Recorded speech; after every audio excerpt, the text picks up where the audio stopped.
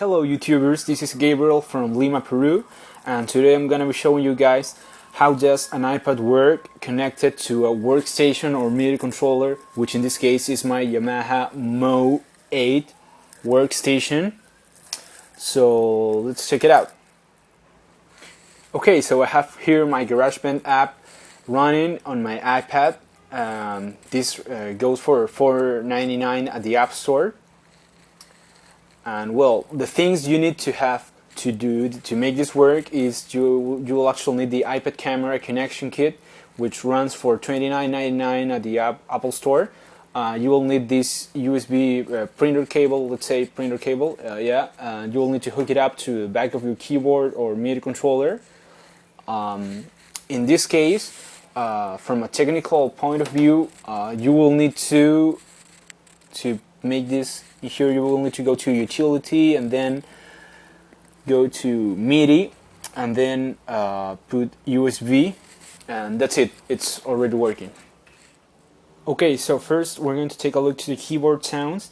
I have here my grand piano sound, so let's check it out.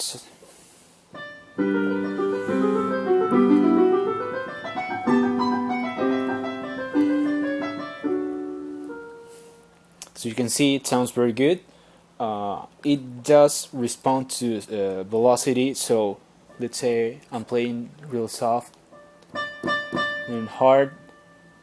A thing that I want to point out here is that even though you change the velocity here from the GarageBand, it doesn't actually change the velocity on the keyboard. So if I play soft, unlike on the GarageBand app, the keys are going to sound the same. I mean, the volume is going to be the same for all the keys, even if you press low, soft, or harder. So if you change the velocity here, it will be soft, then hard. Okay, so now let's take a look to the let's say electric piano. So.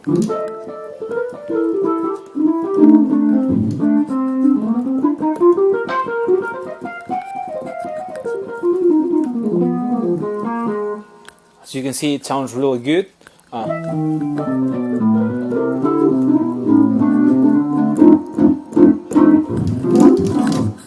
Yeah, it sounds really cool.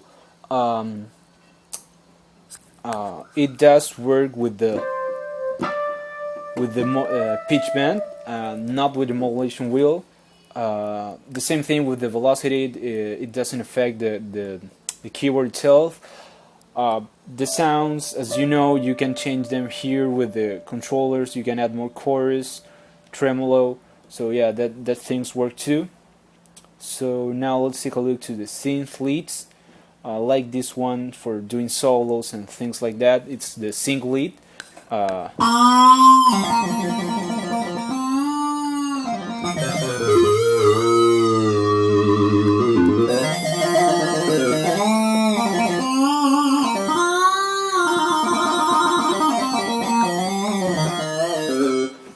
Okay, now as you can see, this one does work with the modulation wheel. You can actually you can change the frequency and the attack on the iPad itself. None of the knobs here from a keyboard does work with the GarageBand.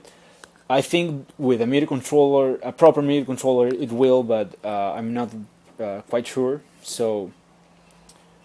Okay, so now let's take a look to some pads. Let's say this chill pad.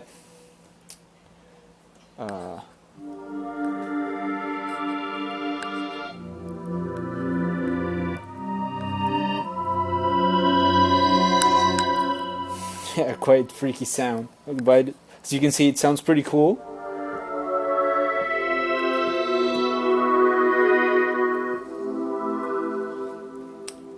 Sounds pretty cool. Now I have the Hollywood strings here, which is my favorite sound of these pads. You can have, let's say,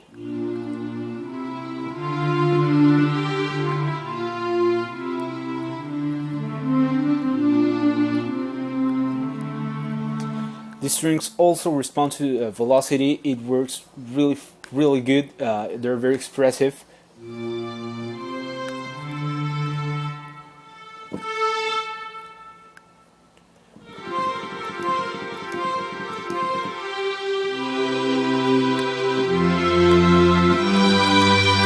Yeah, well, they were pretty cool.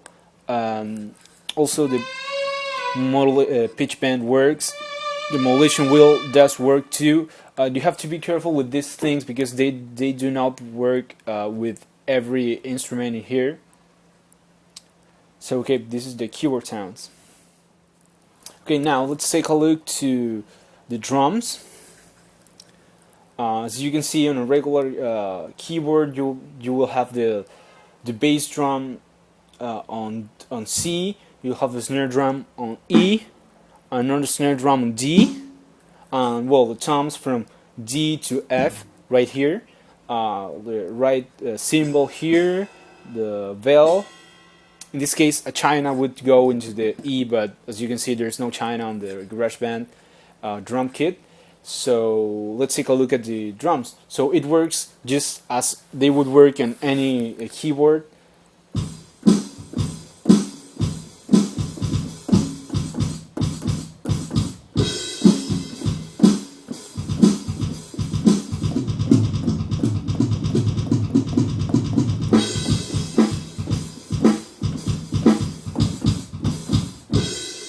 Yeah, it works real good. As well, you can also trigger some things. Let's say you want to play a snare drum here instead of playing here, you can do it. So you can go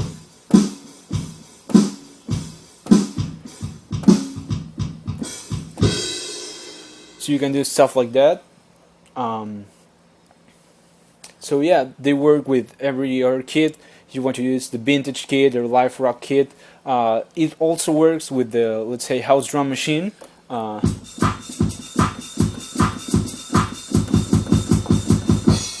Yeah, it works pretty cool.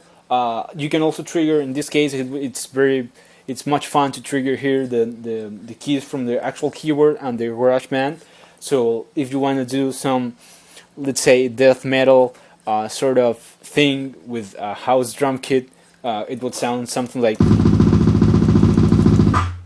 yeah. So instead of doing this here, you don't want to damage your iPad. So okay, these are the drum kits.